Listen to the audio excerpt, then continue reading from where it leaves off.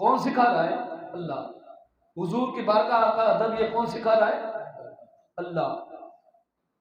تو میرے مصطفیٰ کے غلاموں، فرمایا اگر یہ دو کام تم نے کر لیے، کون سا؟ کہ حضور کے سامنے آواز بلند کیا یا حضور کے ساتھ ایسے کلام کیا جیسا ایک دوسرے کے ساتھ کرتے ہو، تو نتیجہ کیا نکلے گا؟ فرمایا ان تحبط اعمالکم وانتم لا تشعرون۔ اگر تم نے یہ جسارت کی، اگر تم میں اتنی جرت آ گئی کہ میرے نبی کی آواز سے تمہاری آواز بڑھ گئی، یا تم نے ایسے کلام کیا جس میں نہ ادب تھا، نہ عشق تھا، نہ محبت تھی، نہ پیار تھا، بغیر عشق و محبت کے، بغیر تمیز کے میرے مصطفیٰ کے ساتھ کلام کیا، تو فرمایا نتیجہ یہ نکلے گا کہ تمہارے اعمال برباد ہو جائیں گے اور تمہیں پتہ بھی نہیں چلے گا۔ اب اس آیت کریمہ کا شان نزول سنیں۔ 3 شان نزول ہے، ایک بیان کرتا ہوں۔ حضور کے ایک غلام حضرت ثابت بن قیس رضی اللہ تعالی عنہ آقا علیہ السلام کی بارگاہ میں بیٹھتے، حضور کی باتیں سنتے۔ آقا علیہ السلام کا رشتہ غلامی غلام کے ساتھ قائم تھا، لیکن اس کی ایک خاصیت تھی کہ آپ کانوں سے ذرا زور سے سنتے تھے، کانوں سے کچھ کم سنتے تھے۔ تو آقا علیہ السلام کی بارگاہ میں جب کلام کرتے تو حضور سے آواز اس کی اونچی ہو جاتی۔ جب یہ آیت کریمہ نازل ہوئی، یا ایھا الذین آمنوا لا ترفعوا اصواتکم فوق صوت النبی، حضرت قیس نے جب یہ بات سنی کہ یہ آیت کریمہ نازل ہوئی ہے، ایمان والو مصطفیٰ کے سامنے اپنی آوازوں کو اونچا نہ کرو، تو گھر پہ بیٹھ کر زار و قطار رونے لگے، میں برباد ہو گیا، میرے اعمال برباد ہو گئے، میری ساری کمائی برباد ہو گئی، جو میں نے نیک اعمال کیے سارے ختم ہو گئے۔ قرآن کہتا ہے اگر نبی کی آواز سے آواز بڑھ گئی، اگر نبی کے ساتھ ایسے کلام کیا جیسا ایک دوسرے کے ساتھ کرتے ہو، تو میں سنتا بھی زور سے ہوں، کلام بھی زور سے کرتا ہوں، اور بات بھی عام لہجے میں کرتا ہوں، تو نتیجہ یہ نکلا میں اس بات پر پہنچا ہوں کہ میرے اعمال برباد ہو گئے۔ 2-3 دن گزرے، آقا علیہ السلام نے غلاموں سے پوچھا میرا کیس کیوں نہیں آتا، قیس کہاں ہے؟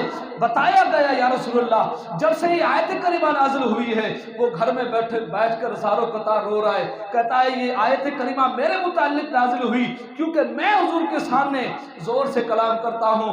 میرے آقا علیہ السلام کے غلاموں، جب یہ عاشق گھر بیٹھ کر رونے لگا، اس بات کا علم میرے مصطفیٰ کو ہوا۔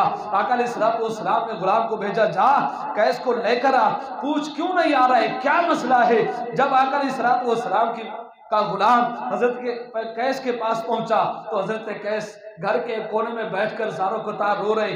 پوچھا گیا کیوں رو رہے ہو؟ کہا یہ آیت کریمہ نازل ہوئی، میرے حق میں نازل ہوئی۔ تو اس غلام نے کہا چل تجھے میرے مصطفیٰ بلاتے ہیں، فیصلہ مصطفیٰ فرمائیں گے۔ آیت تو نازل ہو چکی، اب اس کا راز مصطفیٰ کی ذات بتائی، اس آیت کا منشا کیا ہے یہ ذات مصطفیٰ بتائے گی۔ اچل حضور کی بارگاہ میں آ گئے حضرت قیس، حضور کی بارگاہ میں آنکھوں سے آنسو جاری ہیں۔ آقا علیہ السلام کی بارگاہ میں آئے، حضور نے فرمایا غلام کیا ہو گیا؟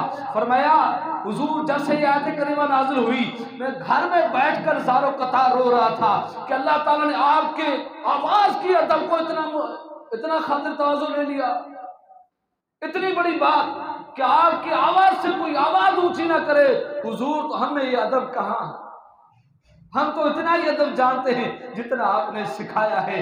جب میرے مصطفیٰ کے غلاموں، آقا علیہ السلام نے فرمایا غلام یہ آیت تیرے متعلق نازل نہیں ہوئی، کیونکہ جو میرا ادب جان بوجھ کر نہ کرے، جو جان بوجھ کر میرے کلام کے سامنے زور سے کلام کرے، آوازوں کو نیچے نہ کرے، تو میرے مصطفیٰ کے غلاموں حضور نے فرمایا یہ تو اس کے لیے تنبیہ ہے، لیکن تو میرا پیارا غلام ہے، تو ہر وقت مجھ سے پیار سے کلام کرتا ہے۔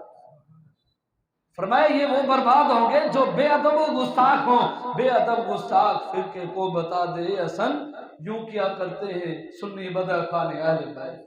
اگر حضور کا عشق، حضور کی محبت ہو نا، تو آقا علیہ السلام نے فرمایا غلام تو پریشان نہ ہو، تو جنتی ہے، تو جنتی ہے، اس لیے کہ تو مصطفیٰ کا ادب کرتا ہے۔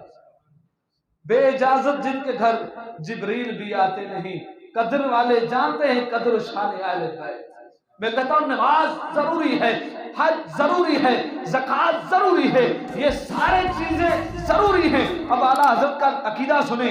اعلیٰ حضرت کہتے ہیں ثابت ہوا کہ جملہ فرائض فروع ہیں، اصل الوصول بندگی استاج برکی ہے۔